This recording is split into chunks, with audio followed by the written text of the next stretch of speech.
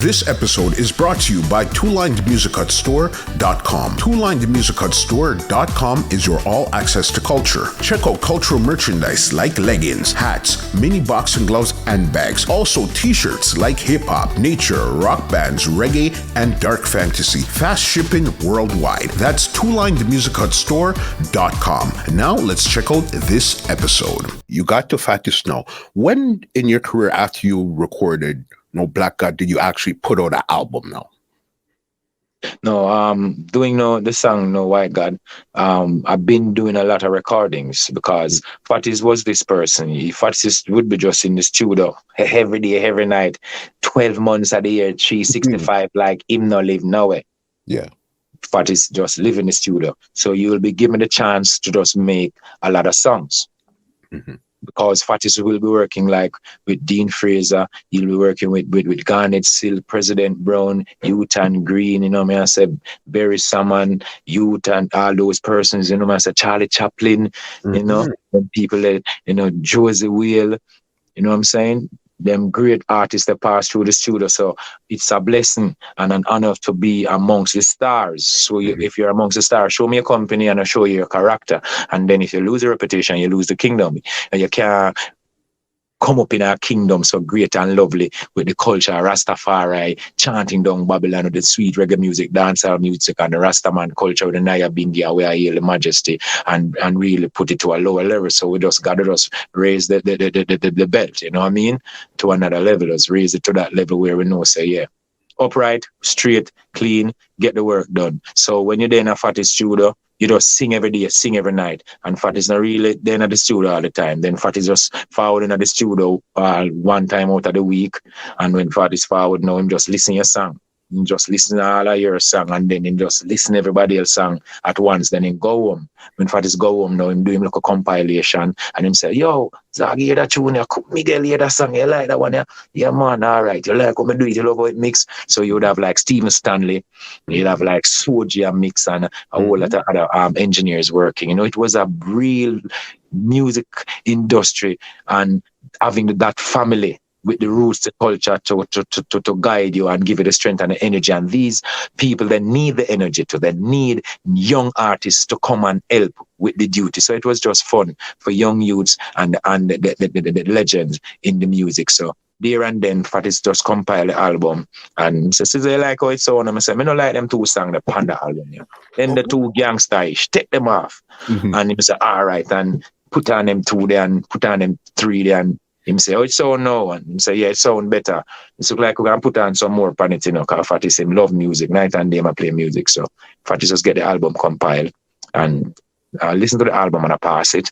And then Fatis just, he had already have the link with like VP Records and links in England, Jetstar and all those persons. So from there, straight to Jetstar through VP Records. So it was just work being done in the perfect sense and being marketed and promoted in the sense where it's just a beautiful flower, and I just honor the whole entire duty and the whole entire journey with some of these persons. Not here today, but I still pay the respect. For sure. No. And what was the name of the album that Fatis produced right there? The first album was Burning Up. Burning Up. And what did that do for your career at that point right there? Right there, it was just like a starter for me, like a catalyst, something that propels me in the industry easy, because I've been doing the work ever since a youth in the garage while welding. When finished doing the works in the garage, I would just be in the mango tree singing, be in the breadfruit tree singing, and the skateboard skate up and down singing in the gully, hopping the chuck them over premix, and Mr. Lindsay and George them would have jump out of the chuck with some off of the chuck and stop at chuck. Go. And we in our uniform same way, and when we reach home, brush off our clothes and no say back our clothes dirty, our mother say, "Oh, don't come from," we say, "Oh, don't come from school." I say, "I go put on your bag," and when mama look, she say, "We clothes dirty up." In the yard. I say, help father gas up at the garage and bring mama go market and still go school, So all them things, there's just a part. They're all building blocks. All those stages, they're all building blocks. So I really like that, For sure. And then another pivotal moment in your career now was linking up with Bobby Digital. How did that happen now? Well, that came about. Bobby Digital heard about it, and I used to go to Bobby Digital with Louis Culture. So Louis Culture would come to Fatis and record, and then Louis Culture would leave, go to Bobby. And Louis Gangali would say, "Hey, Sizzla, me not left you, you know. We're going to Bobby, forward." And we go around to Bobby. So Louis Culture introduces me to Bobby Digital, yeah.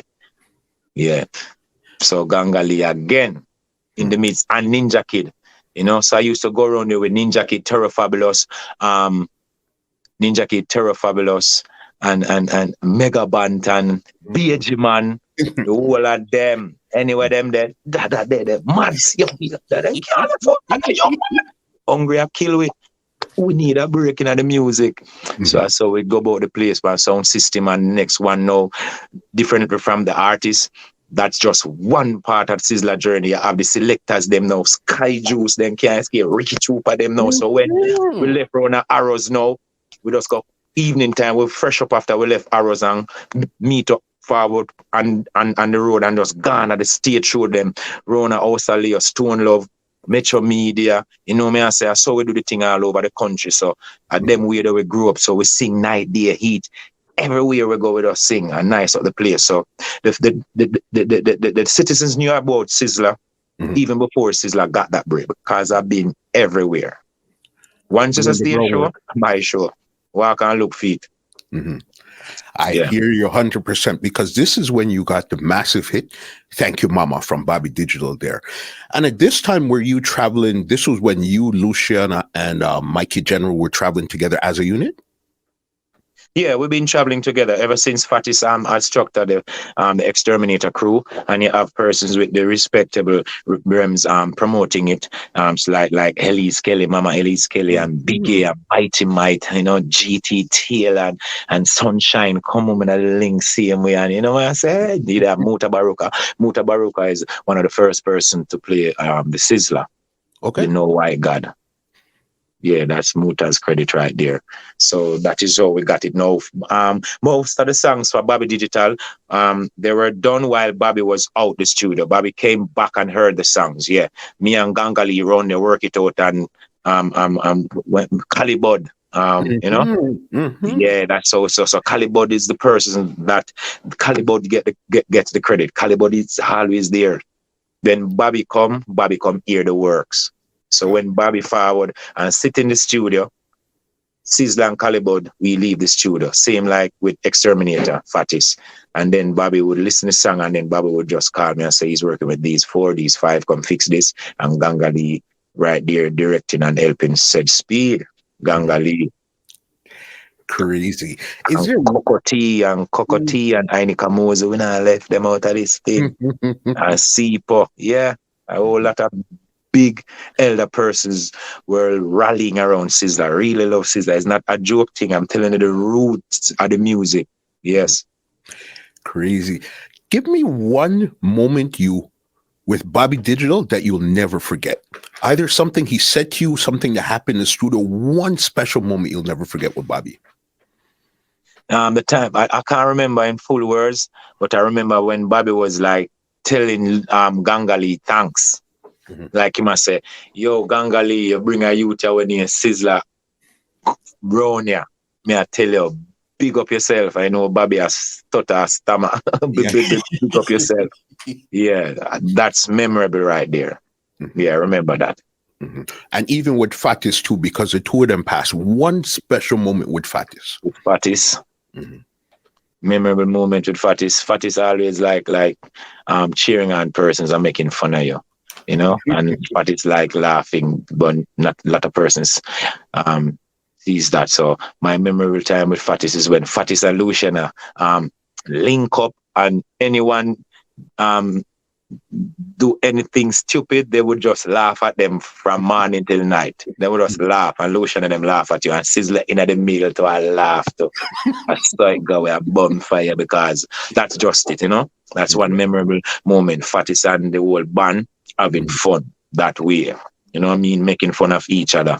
And the next memorable moment I would add to that is like when we go into the countries, like when we're going to White River Reggae Bash and we're stopping over to cook. And we're stopping over like to swim at some river, and some person can't swim good and can't dive good, and them look at something there. Them time.